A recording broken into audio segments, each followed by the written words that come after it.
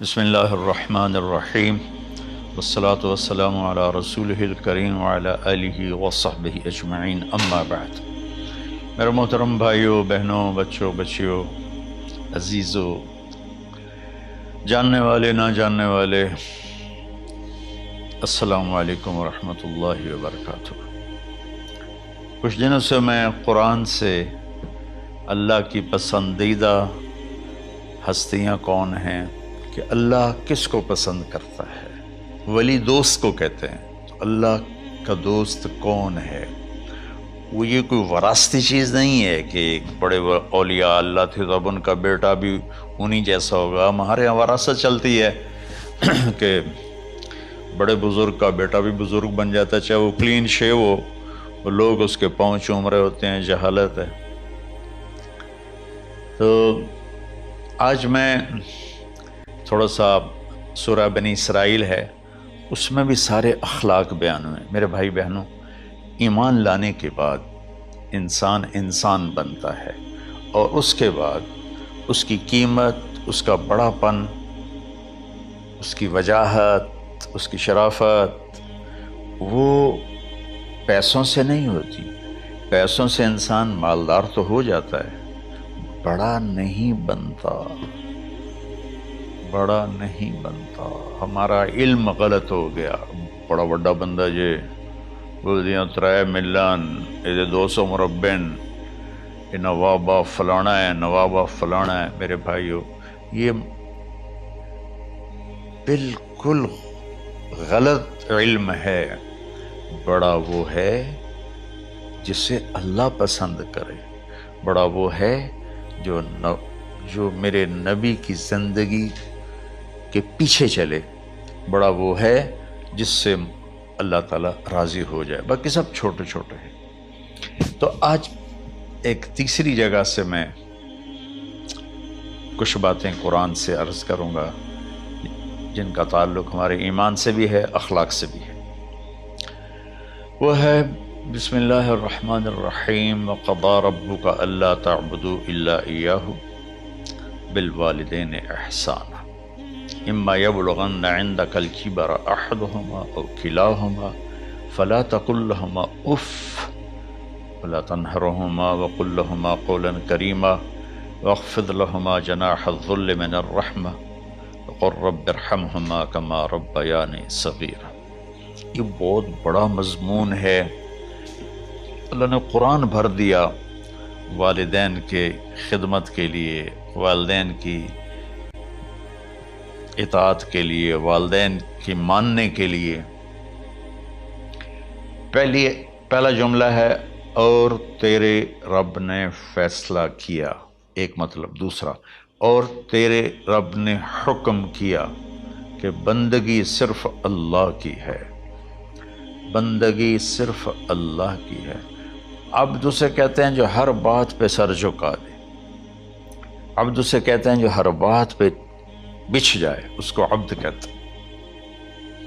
تو اللہ کہہ رہا ہے میرے بندو، میرا ایک فیصلہ ہے اور میرا ایک حکم ہے، میرے سوا نہ تمہارا ہاتھ کسی کے آگے پھیلے، نہ تمہاری گردن کسی کے آگے جھکے۔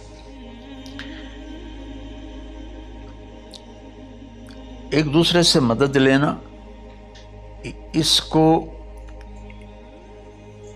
ایک دوسرے کی تعاونوں میں آ جاتا۔ تعاونوا علی البر والتقوی، ایک دوسرے کا ساتھ دو، ایک دوسرے کی مدد کرو۔ میرے نبی قرضہ اٹھاتے تھے۔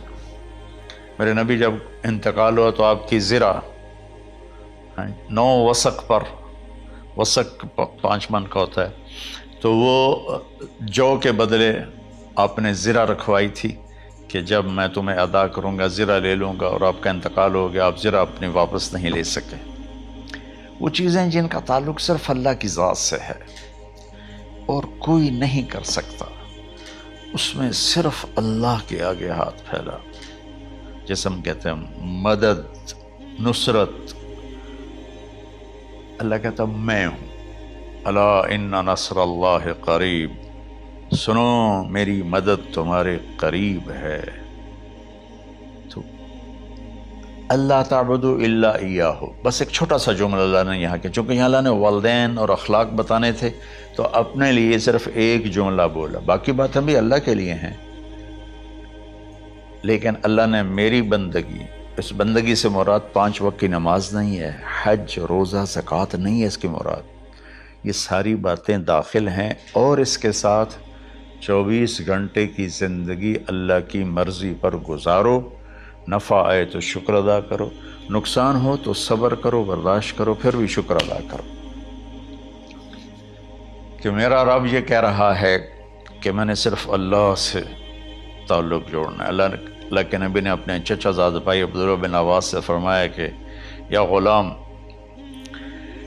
اے نوجوان، اوصیک بکلمات فاحفظها، میں تمہیں چند باتوں کی وصیت کرتا ہوں، کیا؟ احفظ اللہ،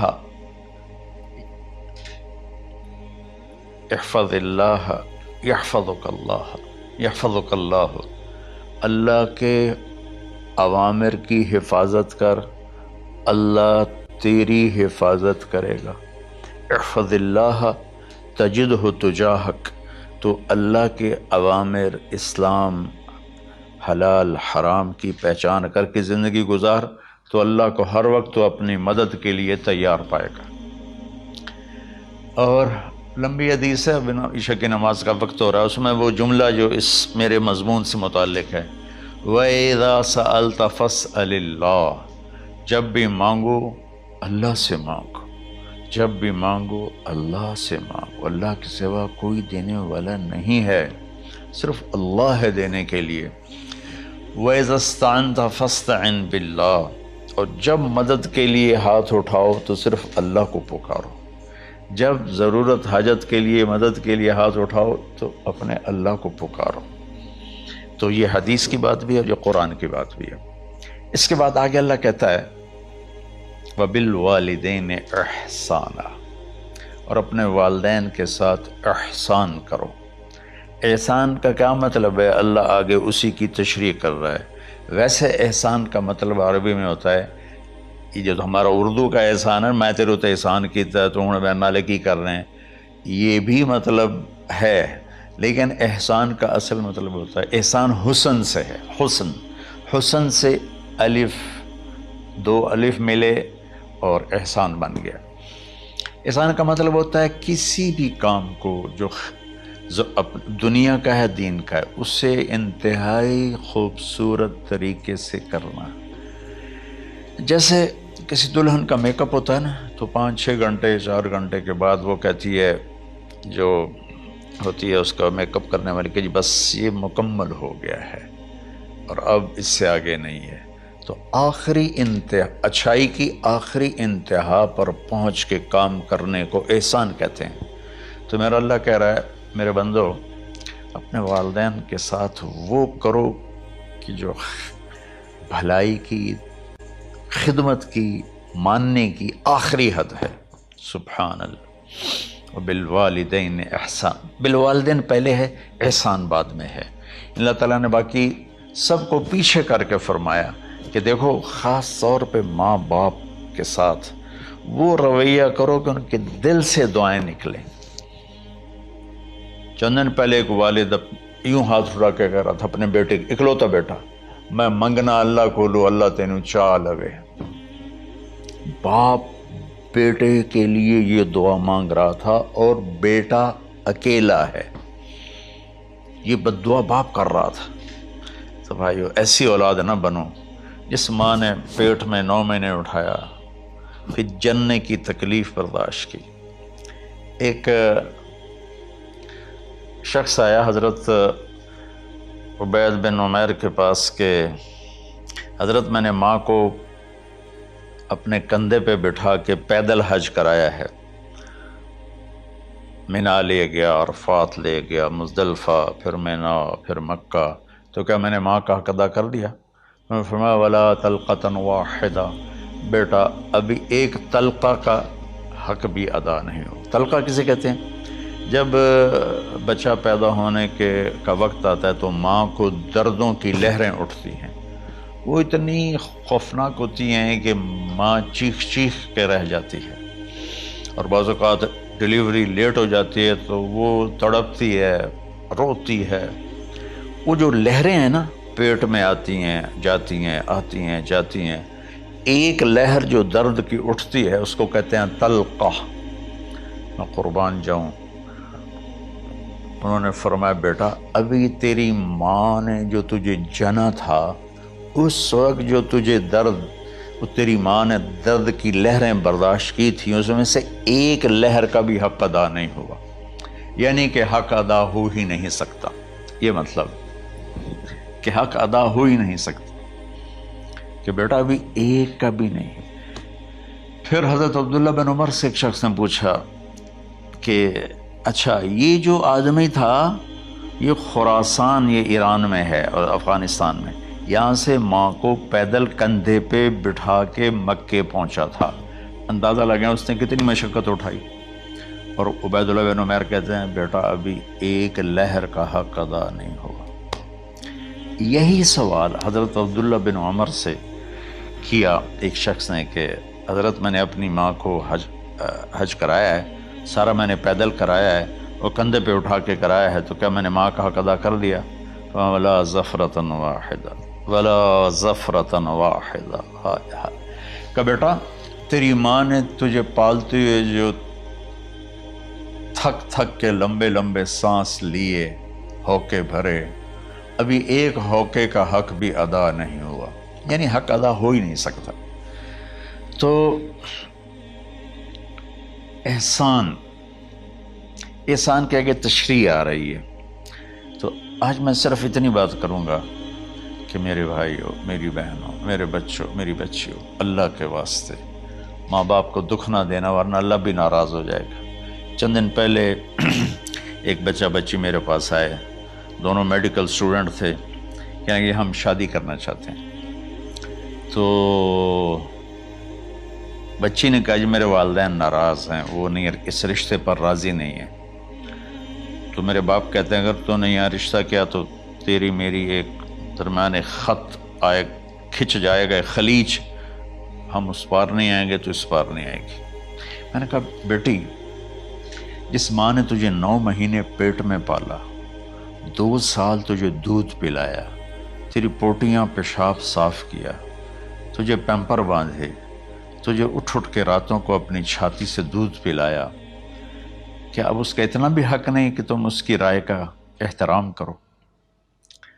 اتنا بھی حق نہیں ہے؟ تو میں نے کہا بیٹا میری کوئی رائے نہیں ہے، تو اگر تیرے ماں باپ راضی ہیں تو بسم اللہ ضرور کر، اگر راضی نہیں ہیں تو دیکھو موت تک تجھے ماں باپ کی دعا نہیں ملے گی، اور ماں باپ کی دعا نہ ملی تو کچھ بھی نہیں ملے گا۔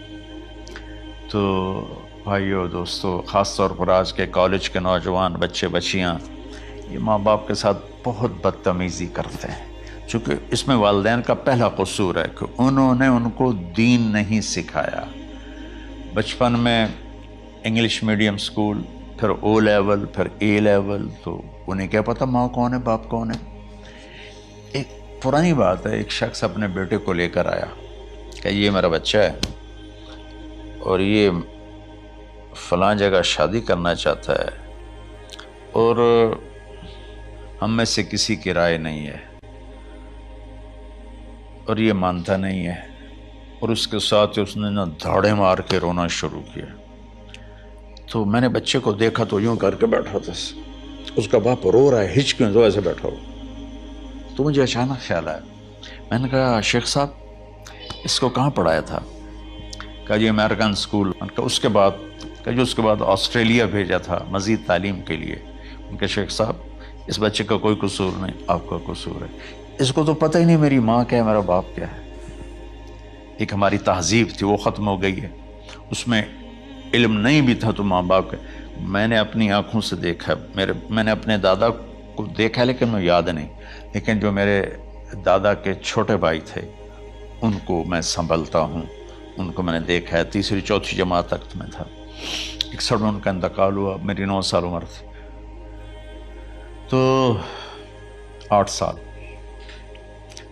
ان کے بیٹے جوان تھے، اور ڈیرے میں جب وہ بیٹھتے تھے تو ان کے بچے ان کے سامنے نہیں بیٹھتے تھے، ان کی پیٹھ کے پیچھے بیٹھتے تھے۔ اتنا ادب، حالانکہ چاروں کے چاروں دین نہیں جانتے تھے، تہذیب تھی، ثقافت تھی، جو آج کی تہذیب نے ہم سے سب کچھ چھین لیا۔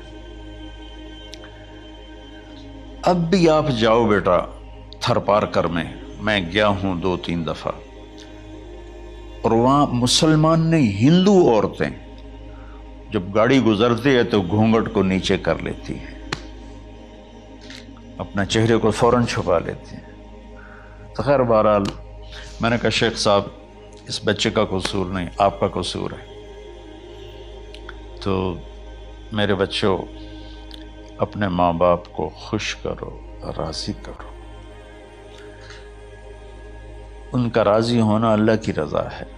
میں اس کی تفصیل انشاءاللہ آگے بتاؤں گا، آج میں صرف اتنا ہی میں نے تمہید باندھی ہے کہ ماں باپ کا کیا مقام ہے، ان کی کیا عزت ہے۔ ایک شخص آیا، یا رسول اللہ میرا باپ میرے پوچھے بغیر میرا مال خرچ کر لیتا ہے۔ آپ نے کہا بلاؤ، چونکہ بچے کا ذاتی مال اگر ہو تو شرع کے لحاظ سے باپ پوچھ کے استعمال کرے، بغیر پوچھے استعمال نہ کرے۔ جب اسے پتہ چلا کہ میرے بیٹے نے شکایت کی ہے، تو عرب کی شاعری تو مشہور تھی، انہیں دل میں کچھ اشعار پڑھے۔ جو آیا تو جبریل پہلے آ گئے، یا رسول اللہ اللہ تعالیٰ کہہ رہے ہیں آپ اس سے پوچھیں وہ شعر بتاؤ جو تیرے کانوں نے تو نہیں سنے، تیرے دل میں آئے تھے اور اللہ نے سن لیے۔ تو اللہ کے نبی نے فرمایا بھائی تیرا انشاءاللہ کیس سنتے ہیں، لیکن پہلے وہ شعر سناؤ جو تم نے تو نہیں کہے زبان سے پر اللہ نے سن لیے ہیں۔ تو پھر اس نے وہ اشعار پڑھے، اور اس کے آگے کیا ہوا یہ میں انشاءاللہ اگلے کلپ میں بتاؤں گا کہ باپ کا کیا مقام ہے، ماں کا کیا مقام ہے۔ السلام علیکم ورحمۃ اللہ۔